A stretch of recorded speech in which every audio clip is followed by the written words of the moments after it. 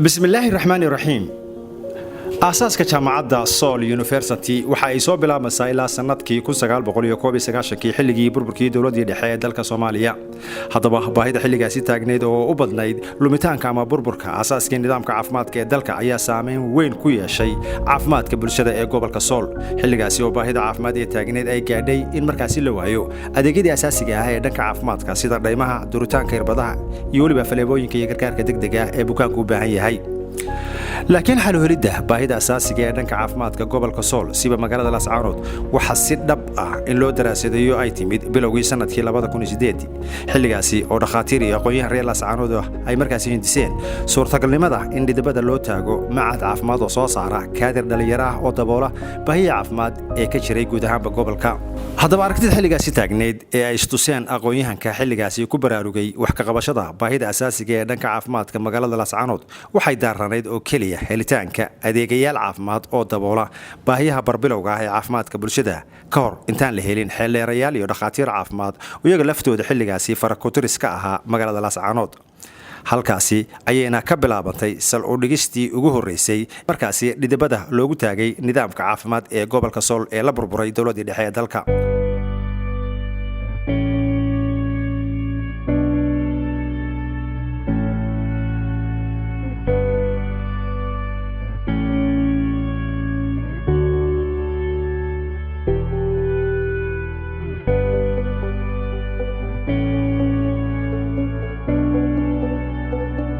haddaba haddaynu dib ugu noqono shakhsiyaadka xilligaasi daroonkoodu ka dhashay baahida caafimaad ee xilligaasi ka taagneyd magaalada Laascaanood ayaa waxaa ka mid ahaa Dr. Ibrahim Obsiye, Dr. Aamin Xasan Kurtin, Dr. Samsam Ducaale Muuse, Dr. Cabdiraxmaan Cali Maxamuud,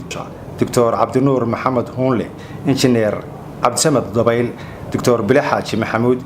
iyo waliba Professor Cabdirasaaq Maxamuud Cali oo isaguna ku soo biiray sanadkii 2015 ana la furay macadkii ugu horeeyay ee caafimaad oo soo saara kalkaaliyaal caafimaad oo in uu wax ka qabta baahiyaha xad dhaafka ah ee dhanka caafimaadka ee xilligaasi ka jiray magaalada Laascaanood. waxaan idinku nimisaan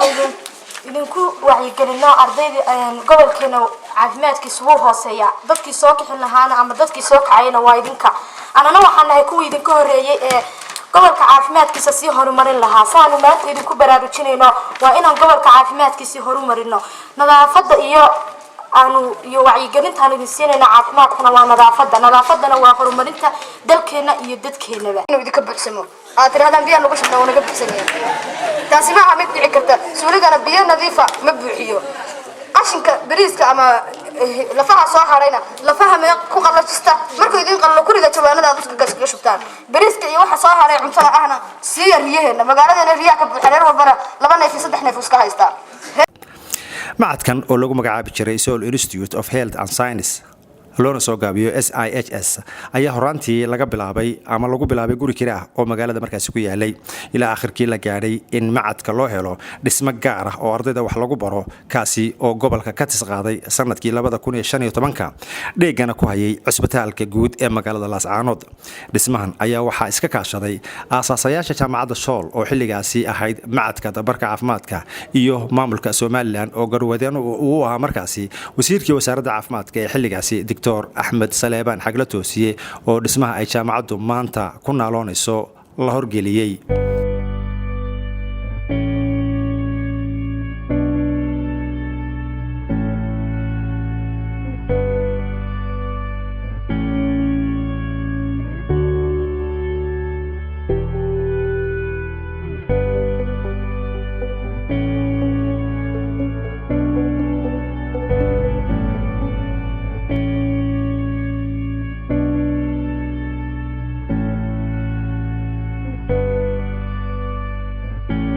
gaasi macadka caafimaad ee Sool Institute of Health Science waxa uu dhanka kale dadaal dheer u galay sidii aqoonsi waxbarasho ugu heli lahaa wasaaradaha ku shaqada leh hawsha tan sida wasaaradda waxbarashada iyo wasaaradda caafimaadka iyo waliba xukuumadda Soomaaliya iyo aqoonsi ka helo jaamacadaha dibadda oo markaasi kaashanaya qaar ka mid ah qurbo joogta dibadda ku dhaqan ee gobolka Sool ka soo jeeda. kadib abudugii jaamacadda ee marxaladihii macadka iyo jaamacadahaba waxa markaasi ka aflaxay arday ka badan ilaa iyo 400 oo arday oo bartay cilmiga caafimaadka isla markaasina buuxiyay baahiyaha caafimaadka ee deegaanka ka taagnaa. Ardaydan ayaa markaasi waxay asaaseen xarumo caafimaad oo isugu jira xarumaha hooyada iyo dhallaanka, cisbitaallo iyo goobo daawooyinka ah, iyagoo badankoodu ka bilaabay deegaanada miyiga iyo meelaha magaalooyinka ka fogfog, kuwaasi oo markaasi hooyada foolanaysa ay u dhiig bixi jirtay intaan la soo gaarsiin cisbitaallada waaweyn iyo meelaha ay ku yaalaan adeegyada caafimaadka ee dhammaystiran.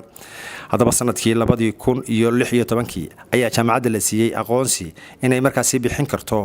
aqoonsi ama shahaado digrii caafimaad ah, iyadoo markaasi la siiyey arday kooban oo markaasi ka soo gudbay dhammaan imtixaanaadkii digriiga caafimaadka ee jaamacadda. Marxaladii ay soo martay jaamacadda Sool sanadkii 2008 waxaa magaceedu ahaa Sool Institute of Health Science. Sanadkii 2016 waxaa magaceedu isu bedelay Sool College of Health Science. Sanadkii 2020 waxay noqotay Sool University. sanadkii 2020 waxay jaamacaddu noqotay jaamacad buuxda oo lagu magacaabo Sool University, iyadoo markaasi heshay aqoonsi heer gobol, heer qaran iyo heer caalami ah. Sanadkii 2020 waxay jaamacaddu noqotay jaamacad buuxda oo lagu magacaabo Sool University, iyadoo markiiba heshay aqoonsi heer gobol, heer qaran iyo heer caalami ah. Waxaana jaamacaddu markiiba heshay tayeen iyo ballaarin xayndaabka jaamacaddu ku shaqeyso ee dhinacyada nidaamka waxbarasho iyo weliba dhismo casriyeysan. haddaba Professor Cabdirasaaq Maxamuud Cali, gudoomiyaha jaamacadda Sool University, ayaa ka warbixinaya marxaladihii ay soo martay jaamacadda Sool University iyo qaabka ay haatan u shaqeyso. Bismillahir Rahmaanir Rahiim. Assalaamu alaykum wa rahmatullahi wa barakaatuh. Magacaygu waa Cabdirasaaq Maxamuud Cali, waxaan ahay gudoomiyaha jaamacadda Sool University oo ku taala Laascaanood, gobolka Sool. Taariikhda jaamacaddu waxay ka bilaabantay 1990 iyo 91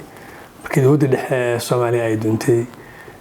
Dib badan baa ka dhacay dalka, wax badan baa baaba'ay. Wixii dadku ay lahaa 100% waxaan oran karaa way baaba'een.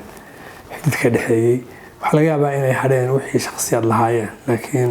qaab kasta oo ahaa wixii dadka ka dhexeeyay, hadday tahay aqoon, hadday tahay dhaqan, hadday tahay dhaqaale, dib weyn baa gaadhay. deegaankan kuwaas oo ka mid ahaa. xilligaas muddo badan ka bacdi deegaanka wuxuu la kulmay dhib aad u weyn. waxaa la soo gaaray xad la waayo qof wax dhaya, waxaa la waayay qof dura. waxyaalihii asaasiga ahaa ee caafimaadka ayaa la waayay. weliba gaar ahaan gobolka Sool, gaar ahaan magaalada Laascaanood, culeysyo badan baa ku dhacay oo aan lala wadaagin. nasiib wanaagyo badanna way heshay, laakiin xilliga aan kuu sheegay waa xilli la waayay qof wax dhaya, qof wax dura iyo qof waxyaalo badan oo wanaagsan isu taaga oo xagga caafimaadka ah. saa darteed dhowr qof oo hadda aan magacaabi karo baa 2008 waxay damceen inay xal u helaan mushkiladda iyada ah. dadka waxaa ka mid ahaa Dr. Ibrahim Obsiye Cilmi, waxaa ka mid ahaa Maama Zamzam Ducaale Muuse, waxaa ka mid ahaa Maama Aamina Xasan Xuseen oo loo yaqaan Aamina Xasan Gurtin, waxaa ka mid ahaa Dr. Cabdiraxmaan Cali Maxamuud oo loo yaqaan Cabdiraxmaan Ruush, waxaa ka mid ahaa Dr. Cabdinuur Uunle, waxaa ka mid ahaa Cabdisamed Axmed Dabayl, waxaa kaloo ka mid ahaa Dr. Bile Xaaji Maxamuud Aw Cali. dadkaas waxay istuseen ama u muuqatay baahidan gaarka ah ee haysta caafimaadka, waxayna go'aansadeen inay wax ka qabtaan. marka aragtooda waxay ahayd mushkiladan asaasiga ah ee gaadhay xad dhayidii iyo dhaawicii iyo duruddii aan wax laga qaban karin inay xal raadiyaan. saa darteed waxay sameeyeen meel institute oo loo bixiyey Sool Institute of Health Science. bay guri kira ah ay kareysteen, iyagaa waqtigooda geliyey, iyagaa lacagtooda geliyey. waxay raadinayeen dad ay tababaraan oo ay ka caawin karaan gaar ahaan waxyaalaha asaasiga sida nursingka, waxyaalaha midwifery oo kale, waxyaalaha basic ah. guri kira oo magaalada ku yaal ayay muddo ku jireen. markii dambena gurigii bay ka guureen oo guri kale oo ka yara weyn bay u guureen. waxa u suurtagashay markaa inay macallimiin u hayargarayaan shaqada qabta. markii dambena dhismaan hadda aynu ku jiro oo meel wanaagsan ku yaala oo isbitaalka weyn dhinaciisa ah ayaa dhul fiican laga helay, dhismo fiican laga dhisay. ilaahba mahad iskale, waxaa gacmo ka qaatay qof kasta oo mas'uula, waa ugu mahadnaqaynaa. laakiin xilliga iyada ah institute-kii wuu taaba qaaday, midhihiisiina waa la gurtay oo dad badan baa ka faa'iiday. waxay noqotay marka degaankii meelo badan oo tuulooyinkii magaalada gudaheedii inay gaadhaan ardadii wax ku baratay Seoul Institute of Health Science ardadaas tiro fiican bay yeesheen aqoon fiican bay yeesheen waxay noqdeen dad karti badan leh tii waxay dhiirigelisay in dadkii ay bal maxaa ku xiga la samayn karaa marka 2017kii baa waxaa noqotay arday fara badan oo ka soo baxday oo deegaanadii ka wada shaqeysay badankiisii in iyaga laftoodii aqoontii loo sii kordhiyo markaana waxaa la suurto gashay in macadkii institutekii kor loo qaado oo loo bixiyo Seoul College of Health Science marka iyada wuxuu bixin jiray nurse-ka midwifery-ga iyo lab-ka marka wuxuu bixin jiray nutrition-ka ama waxyaalo kale oo pharmacology ka mid ah oo markii hore laga jiray laakiin aasaasigoodu wuxuu ahaa in baahida asaasiga ee caafimaadka la daboolo wayna ku guuleysteen xilliga dambana dad badan oo ka soo baxay baa waxay u baahdeen inay helaan upgrading jaamacaddiina meeshana way weynaatay oo marka loo bixiyo college-ka waxay noqotay meel dhismo fiican leh qalab fiican haysata hadday tahay shaybaaro ay hadday tahay meelaha kan administration-ka iyo hadday tahay wax ka bartayba hadda waxay noqotay xanaqaad bay noqotay tii waxay dhiirigelisay in markan dambena magacii laga bedelo 2020 dhammaadkiisii oo loo bixiyo Seoul University weli waxay culays ka saartaa caafimaadka manaha mid ku mashquusha xagga tirada ee waxay ku mashquusha xagga tayada dadka soo baxay qiimo leeyihiin tayo leeyihiin dadnimo leeyihiin marka arintaasna waxay ka qaadatay qayb aad iyo aad u weyn institution-kanu ma aha institution private maaha community iskale oo samaystay iyaguna u adeega marka haddana waxay waa jaamacad ay aqoonsan tahay dowladda Soomaaliland waana ugu mahadnaqaynaa xafiiska noo qaabilsan tacliinta sare waxaan kaloo ugu mahadnaqaynaa xafiiska noo qaabilsan National Commission of xirfadlayaasha caafimaadka oo loo yaqaan NHBC National Health Commission Professionals runtii labada qoloba aad bay noola shaqeeyeen waan u mahadnaqaynaa waana soo dhaweynaynaa wax kaloo aad noola shaqeeyay dowladda hoose gobolka wasaaradda waxbarashada qolo walba qayb ka qaadatay aad baan ugu mahadnaqaynaa gaar ahaan waxaan aad ugu mahadnaqaynaa waa National Commission of Higher Education iyo NHBC oo ah National Commission of Health Professionals laakiin hadda waxaan moodaa in jaamacaddu u diyaar garowday ama isu diyaarinayso in ay baahiyaha kale ee dadka ay anfacdo meelo badan baa jaamacada ka jiraan shaqo badan baa la qabtaa wanaagsan laakiin noloshii asaasiga ah ay aad u taabatay haddana waxay danaynaysaa in haddii u suurtagal noqoto ay u gudubto qaybta kale ah waxbarashada kale caadiga ah waxa kale oo ay aad u danaynaysaa ka degan ahaan meel bay ku taalaa sensitive oo caqabadan la kulma in dad tayo leh oo dad ahaana dhisan aqoon lahaana dhisan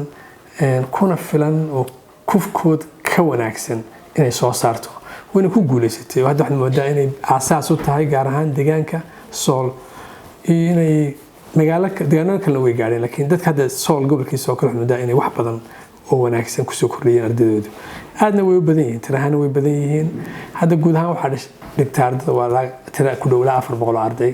waxa ka baxay lafteedu waa 400 ka badan tahay marka waa dad tayana leh tamar leh nasi wanaag waxaan moodaa inay dadka u badan yihiin wax ka bartaan gabdhaha u badan yihiin gabdhuhu waxaan moodaa inay dhowr shay isku darsadeen dad ka dabacsan ragii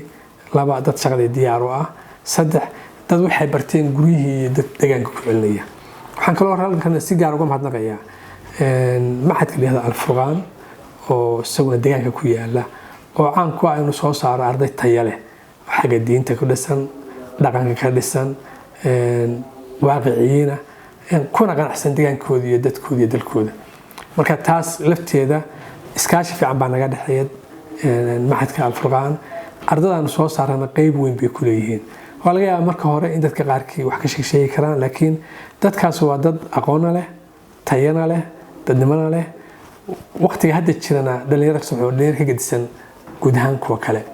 marka hadda arday badan baa wax ka baratay oo iyaga iskuulada kale ee aad soo dhaxan kamid Muuse Yuusuf oo kale Ilays oo kale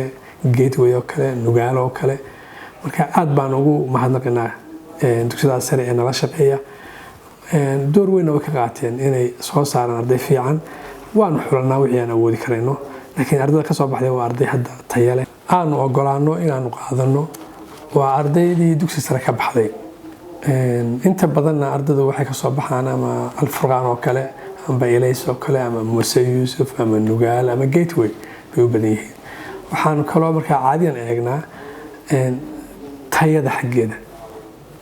dadkee baa lagu kalsoonaan karaa oo dhammaystiran karaa mashruuca aad loogu talagalay waxaan kaloo tixgelinaa ardaygu ma yahay arday ku hadhaya deegaanka inta waa qiimeynaa marka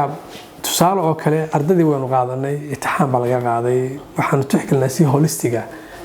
dadkee awoodi karaya inay dhammaystirtaan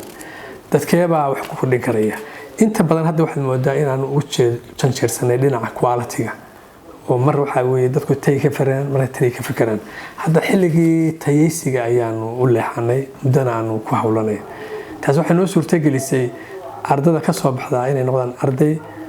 u qalma inay tartan la geli karaan dadka kale oo dhan ama ha noqdeen meelo gudaha ha noqoto ama dalka banaankiisa ha noqoto laakiin dad tayo leh inay noqdaan iskuma mashquulna inta badan ardayga wax dhaafsan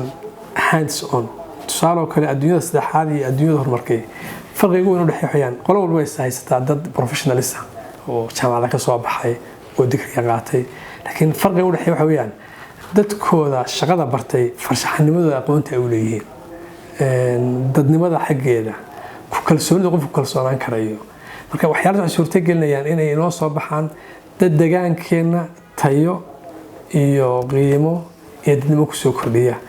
dad ka leexiya jidka dadku hadda ay haystaan waayo jidka hadda lagu jira maaha jid dhalinyarada guud ahaan waxaa hadda aad u jidatay inay banaanka u cararaan ama ay meelo kale ku mashquulaan ama balwada ku mashquulaan marka caadiyan ma qaadano qof balwadle ma qaadano qof aan isnaano waa qof tahriib ku jiray oo kale ma qaadano qof dhaqankiisa uu yahay dhaqan adag oo calaamado aan ku habboonayn mujtamaca ku dhiirigelinay oo kale haddii aanu kala kulnana dee waxaan isku dayna aanu tallaabo ka qaadno macalimiinta laftooda waa la mid inaanu macalimiin tayala dooranno tirada aanan qiimo badan siina tayada qiimahaas waqtiga siino xilligan waa xilligii tayadu ay shaqaynaysay marka tayada caafimaadkan hadda u badannahay haddana insha Allah waxaan soo dari doonaa tayooyin wanaagsan oo aan ahayn caafimaad laakiin kuma degdegayno oo hadafyoogu maaha inaan markiiba gallo annagoo u diyaar garayn meelihii ay ku tababaran lahaayeen markaan soo ururiyo hadalkayga hadafkeena ugu weyn weeyaan dad tayo leh oo xogaabin karaya hadooto oo wax noqon karaya oo aan u qaadanayn waa la sameeyaa samee laakiin waxa saxaya waxa khaldan kala dooran karaya inana tusaale fiican noqon karaya nasiib wanaagna hadda waxaad moodaa inay gabdhuhu noogu badan yihiin waan ku faraxsanahay gabdhuhu noogu badan yihiin sababtoo ah dee calaamado midab fiican baa nooga baday dhammaantood fariimihiina si fiican baa guryihii ay u gaadhaysaa iyo deegaanadeennii waana dad ku xasilaya deegaankii dadku ay ku noolaayeen marka arjo fiican baa noo muuqata waxaan kaloo aad iyo aad fariinta u dirayaa dadka bannaanka ku nool oo runtii hadda ay suurtagal tahay inay helaan waxyaalo badan oo wanaagsan oo iyana ay ka qayb qaadan karayaan iyo dad badan ay ku dayan karayaan marka waxaan kusoo ururinaya hadalkayga waan si wanaag fursadatan inaad cajada ku daawatay waana ku faraxsannahay waxaan kula soo dhaweynaynaa wax laala wixii talooyina ee waxtara maantana waxa lagu tartamayaa waa aqoon iyo tayo iyo wax soo saar marka intaba way ku habboon tahay Seoul University xaggaasina hadda u janjeersanaysa insha Allah waan isku mahadsantihiin sidoo kalena Dr. Samsam Ducaale Muuse oo ah gudoomiye ku-xigeenka jaamacadda Seoul University isla mar ahaantaasina kamid ah aasaasayashii jaamacaddan kolkii ay ahayd macadka ayaa iyadana ka warbixinaysa sida jaamacaddu u buuxisay baahiyaha caafimaad ee gobolka iyo nawaaxigiisa iyo waliba higsiga jaamacadda ee 10 sano ee soo socda kale waxaan meeday dadku waa kooda dhiragsiin badankiisu gobolka inta gobolka ka war haysa kale marxalado badan bay soo martay meeshani bilowgii ha ahaato maxad lagu bilaabay haddana college mar dhexdeeda laga dhigay mar dambe jaamacad loo bedelay isbedeladaas runtii waxaa watay badan ee lasoo maray waxaa watay wacyiga marba jira ama marba aqoontu meesha ay gaadhsiisan tahay ama developmentiga horumarkaad laga gaadhay waxbaridii la barayay dadka ardada ka qayb qaadatay inay soo galaan nasiibkood u siiyay inay soo galaan Seoul isla markaas waxbarashadaasoo laba inta badan u qaybsanta waxa la yidhaha theory iyo waxa la yidhaha practical maadaama ay caafimaad tahay waxa la qaadanayay marka horeysa xooga inta badan waxa la saaraa waxa la yidhaha practicalka kole isbedelada ay soo martay meesha waa ka mid intaasi haddaan xagga ardada ka hadlo halkan ka baxday isbedelada ay ku keeneen maxay gobolka ku keeneen baa la odhan karaa dadkan la saaraya maxay gobolka isbedel ku keeneen maaha inaad dad iska soo saarto oo tiraad maalin walba dad baa qalin jabiyey dad baa ka baxay ma wanaagsan laakiin waxa loo baahan yahay in la ogaado war dadkan qalin jabinaya maxay isbedel ku soo korinayaan gobolka ama maxaa la arkay la taaban karaa run ahaantii waxa weeyaan dadka gobolka jooga ama yimaada hada jeer way ka warhayaan ama way arki karaanba isbedelka sool ay ku keentay gobolka bulshada ku nool sababta waxaa jirtay waqti kamid ah oo laga waayi jiray bulshada dhexdeeda qof mudah irbad ku mudah qofka irbad loo soo qoro dhakhtar u soo qoro qof ku mudah hooyo habeen bar foolato gurigeeda ku foolatay qof assessment gareeya ama soo eega qof xanuun ku soo booday sababta xanuunada waa taqaaniin xanuunada waxay u qaybsamaan inta badan laba nooc xanuun la yiraahdo uu soo booday oo acute ah iyo xanuun chronic waxa laga yaabaa qofku inuu dhakhtar iyo maaragtay iskala meelaha la aado laakiin xanuunka la yiraahdo acute waa xanuun markaa soo booday oo u baahan qof aqoon leh oo wax ka qaban kara ama waxa weeye wax kale oo la yiraahdo muxuu ahaay qofka bini'aadamka ku iman karo oo casualty oo kale sidii qof maaragtay ama gaari car accident oo dhacay gaari wax ku yeelayay ama koronto qof qabsatay ama qof dab oo kale wax ku noqday waxyaalahaas oo kale waxaa dhici karta qof habeenkii soo caafimaad qaba seexday habeen markii soo boodo calool xanuun la soo boodo food poison oo kale ku dhacday xanuun la soo boodo caloosha ah ilmo yar baa dhici karta shuman la soo boodo habeen markii wax badan hooyo uur leh baa dhici karta iyadoo caafimaad qabta seexatay habeen markii iyadoo dhig baxaysa la arkay waxaasoo dhan dhib bay ahayd gobolka ka jirta run ahaantii dhibtaa gobolka ka jirta marka dambeysa waxay moodaa tartiib inay usoo yaraanayso usoo baaba'ayso maadaama dad waxaan bartay ama wax ka qaban karaya ay usoo baxeen waxa weeyaan wax ilaahay loogu mahadiyo waxaan oran karaa alxamdulilah rabbil caalamiin oo xagga rabbi ka yimid ilaahay baa marka horeba nagu dhaliyay hawsha bilowgeediba ina maaragtay ay saa u dhacdo isla markaana dadkaas ay noqdaan dadka qayb qaatay dhibaatooyinka xagga caafimaad ee jira xanuunadu inta badan qaar xilliga yimaadaan waa xanuun la yiraahdo xanuun xilliyeed oo xilli buu yimaadaa wuxuu ku xiran yahay waxa la yiraahdo seasonal xanuunada qaarna waa xanuuno iska dhaca hada jiro endemic oo dadka maaragtay iskala nool marka intaaba isbedel weyn bay ka qaateen waxay isbedel weyn ka qaateen goobihii caafimaadka oo ay ka shaqeeyaan oo ilaa tuulo markaa tagto min tuulo ilaa gobolka goob kastoo caafimaad waxaad ka helaysaa arday ka soo baxay sool oo jooga ama markay maxadkaayta ka soo baxo ama marka dambe digriga loo bedelay ama markay dibloomkayd baa ka soo baxo waxaa jirtay markaa dibloomka aanu bixinaynay maxadka ay ahayd dad aqoonteeda leh runtii way joogeen oo expertiya dhakhaatiir bixin karaysa markaaba digriga way joogeen laakiin waxa weeyaan waxaa la eegayay waxay Soomaalidu kuma dhig isku birta inta loo sidoo baqtiya waxaa la eegayay barota in la tababar la helo baahi baa loo qabay dad skilled ah oo time yar ama short time ku soo baxa isla markaana aqoontooda wax ku qaban kara baan u eegaynay markaa hore runtii markii dambe aqoontii najix noqotay oo ay meel walba gaadho dadkii ay u shaqeeyeen oo xitaa xilliyo waxa dhacday gobolka uu ka dhacay xanuun la yiraahdo shuban biyood oo sida kaloorihii oo kale ah waxa ka shaqeynay waxay ardada sool ka soo baxday oo mutadawacnimo ku shaqeynaysay iyagoon markaa cinda mushahar weydiinayn ama wax dhaqaale weydiinayn runtii waa ka sheegan yihiin gobolka isla markaas waxay noqotay baahidii kale ku xigtay dadkii la soo saaray dibloomka baahidu ay keentay emergency loo soo saaro oo 3 sanadood ku qaatay dibloom inay helaan wax la yiraahdo upgrading ama ay helaan degree inay qaataan maadaama ay soo shaqeeyeen intaas sanadood marka kalifaada dambe in ardaydii degree la siiyo waxa keentay baahi xagga ardada iyo ka timid iyo community ama bulshada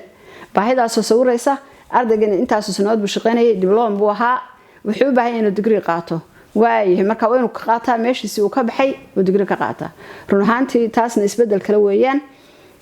oo ardadii mar labaad lagu sameeyay oo ay degree ku qaateen meesha ay marka hore kaga baxeen dibloom xagga markaad eegto dhismaha campuska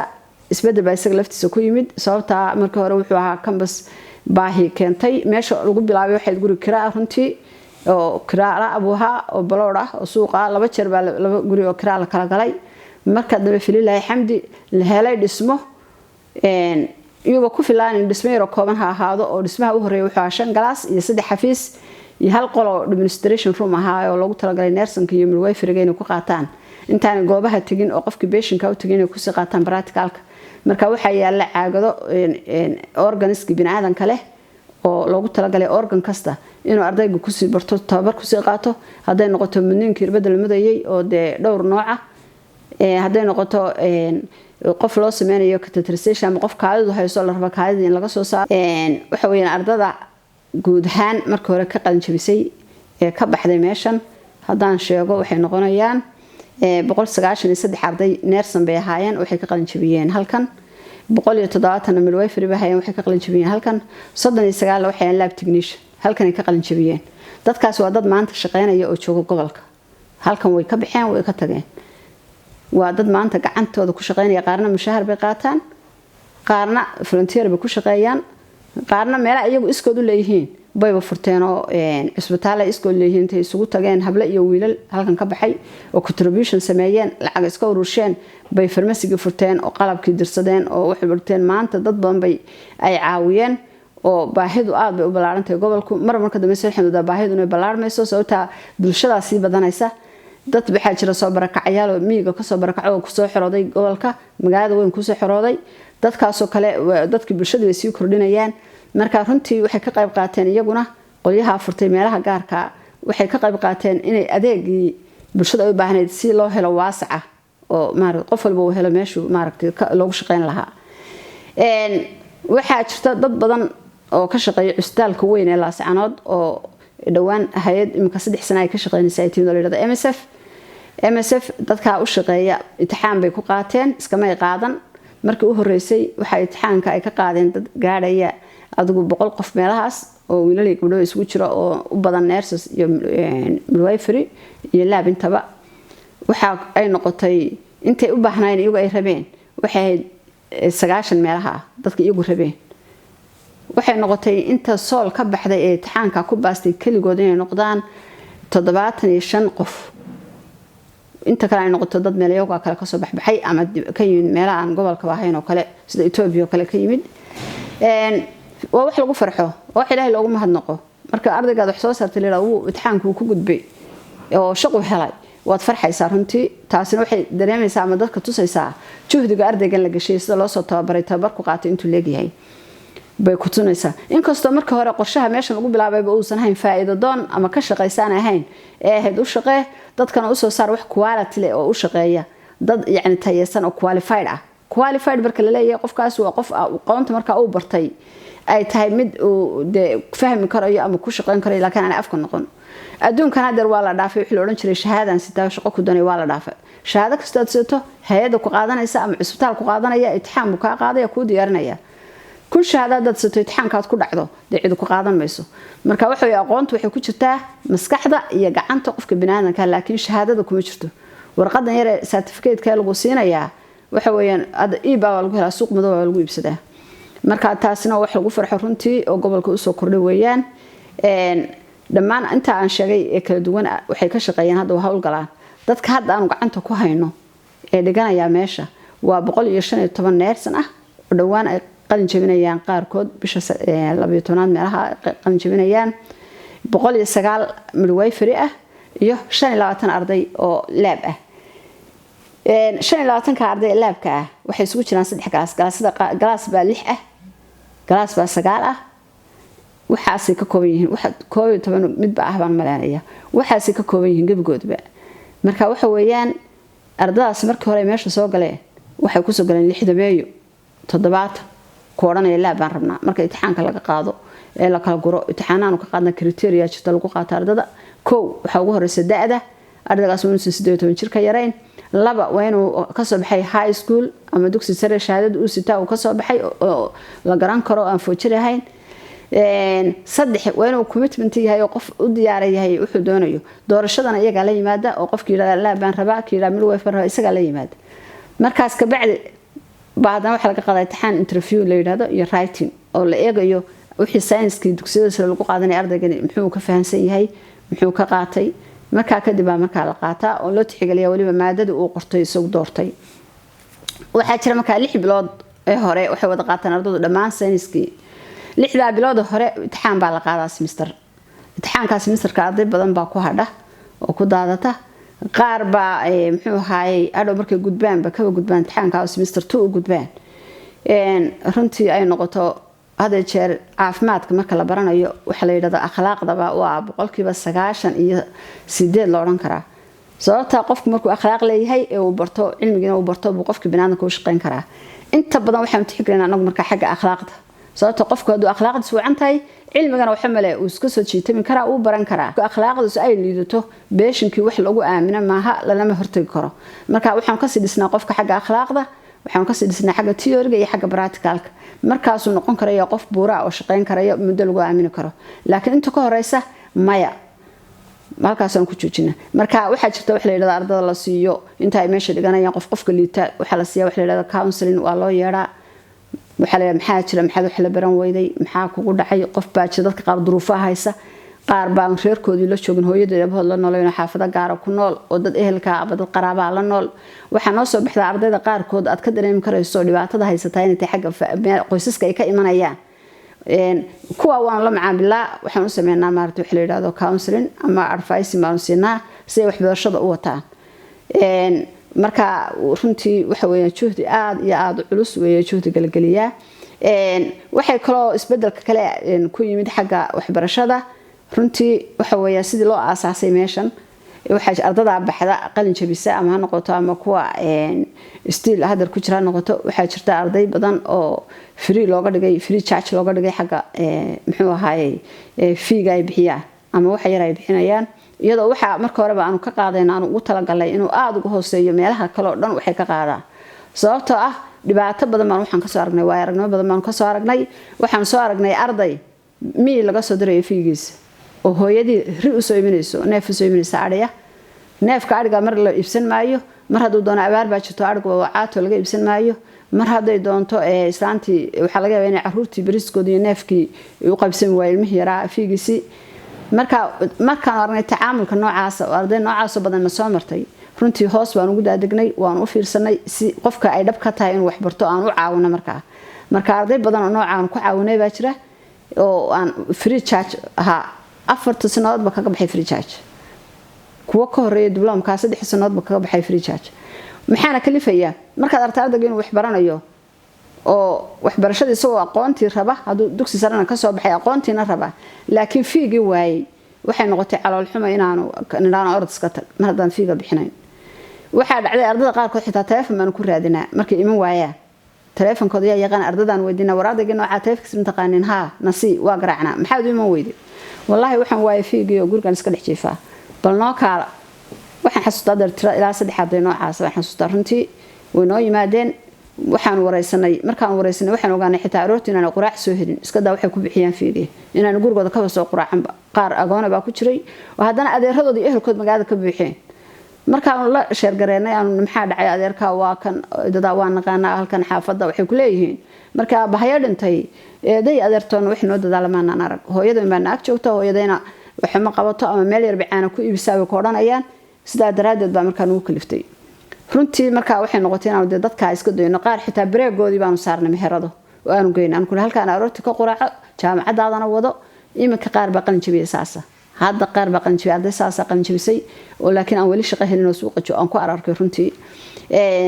waxa jirta galaasyo kale oo iyagu markay diblomka ka baxeen ee qaateen shahaadada diblomka ahayd aanu dib u soo celinay oo aanu waxaan ku daraynaa 2 sano top up ka ama degree aad qaadateen soo noqda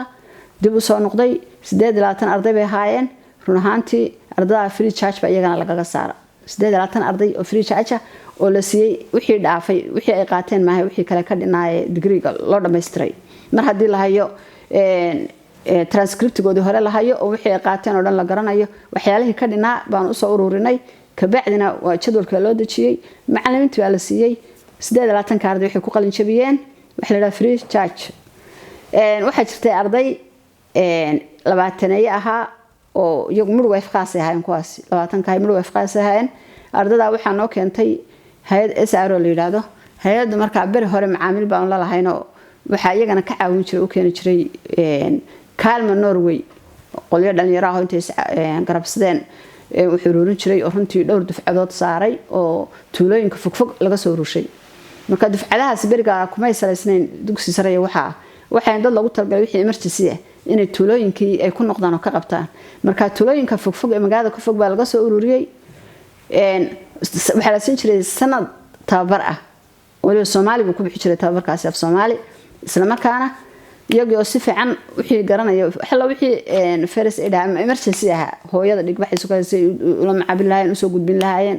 usii kaalmeyn lahaayeen irbadahaas oo qofka irbada loogu mudo inta method ama haba irbada loo mudo waxyaalo badan oo emergency ku saabsan oo dadku marka hore aan cidina aan helayn baa gruubada hore laga saaray gruubkii u dambeeyay 2000 iyo waxay ahayd 18 iyagoo sanad markaa 6 bilood dhameeyay ma sanad bay dhameeyeen oo sanadka kale harsan yahay gruubka 2 sano laga dhiga ku hore sanad bay laakiin gruubka 2 sano ka dhigeen kaalmo waxay dhan 2 sano u dhameystireenaa shahaado sax ah qaateen oo ay dadkaas ku shaqeyn karaan oo wax la yiraahdo waxay qaadani markaa community midwifery on qualified ahay sanadkii kood markuu dhamaaday adigu dadkii dhaqaalaha soo ururin jiray ee Norway joogay say noo sheegeen waa kala gurgureen qaar baa Norway ka guuray qaar baa meel kale tagay wadamo kale lacagta isku dardar jiray wixii dhexday ka bixeen hay'adii halkan joogtay ee representative ko ahayd anagana ardada noo keenay jirtaan kooda xiriir jiray fiiga ka bixin jirtayna way noo yimaadeen waxay ardada sanadka u hadhay waxaan u haynaa dhaqaale ma jirto qolihii waxa soo dardari jirayna waa kala baxbixeen ka bacdi idinka talaydin taalaasad yeelaysa sanad baan u dhiman sanad bayna dhameeyay waxay noqotay markaa in la shiro oo boardkii jaamacadda iyo macallimiintii wixii oo dhan la simaado oo la yiraahdo war maxaynu yeelaa ardada sanad ku dhimay masiidayna waxaan dhaanaa waxay ma hayna iska taga mise waxaynu dhaanaa iska bixiya lacagta sidaynu yeelaa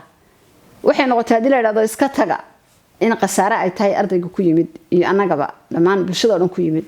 hadii la yiraahdo fiiga iska bixiyana waa qasaare kale oo dadka waxa laga soo qaaday meelo fogfog oo tuulooyin fogfog ah isla markaana reeray dulsaar ku yihiin oo la joogaan waxa laga yaabaa fiiska daayana haysan waxay saamun iyo sistaan iyo kare marka runtii waxa la warnin calayd kuma yaale aynu raganimo sameeyno dadkan aynu sanadka kale ugu darno inagu aynu ugu darno macallimiintii waxay isku afkaranay sanadkii kale loo dhameystiray imtixaankii u dambeeyay galeen oo practical iyo theory ba leh way shaqeeyaan hadda dadkaas way shaqeystaan hadda qaar badan oo aqaan way shaqeystaan oo tuulooyinka dib ugu noqday marka run ahaantii isbedelada ma aha isbedelada soo koobi karayo waa isbedelo aad iyo aad runtii u dhaadheer waana ka sii badanayaan intaas waxaan markaa ku soo gabagabeyn lahaa waxyaalaha hadda jir challengeska ama caqabadaha waad ogtihiin oo caqabaduhu meel hadii hawl ka socoto caqabaduhu way iska badan yihiin dhinac kasta ba haato caqabadaha noogu waaweyn waa kuwa wax laga qaban karo kuwa wax laga qaban karin hadaan ku horeeyo kuwa wax laga qaban karin waxa kamid ah arday baa for example aad oranaysaa imtixaankii waad ku hooseysaa marka dib ugu noqo waxaan dib kugu ciniyaa galaaskan ku xiga saad u soo kabato ardayga uu fikray magaalada hadarto waxay noqotay lagama tiro koobi karo waxbarashada meelaha laga furay magacyada la runtii waxay noqotay ardayga marka intuu tago oo halka ka tago inuu meel kale tago oo yiraahdo waxaan rabaa inaan halkaasan ka soo carooday inaad qaadataa hayo halkaad maraysid semester waxaan 2 oo kala ama 3 way anaga ku geynay semester 7 keen lacagto soo fadhiso adiga caqabad muxuu ku noqday kuwii isaga la galaaska semester 2 ahaa markuu halka suuqa isku arkaan waran meesha waa iska yimid caqabad ahayd oo semester 7 baan hadda marayaayo waa qalin jabinaya ma indhow waa kaas marka taas waa caqabad runtii oo ma garanayo qofkan dhalinyarada ma garanayo waxa danta ugu jirto runtii iyo waxa uu maartay bari ku baasi karo hadii shaqo uu helayo oo ku baasi karo ma garan karo caqabada kale jirta waxa weeye runtii waa mid wax laga qaban karo maxaa kamid ah waxa kamid ah waxyaalaha shortage-ka nagu amaan la helayn ama jaamacada aad ugu yar oo ay kamid tahay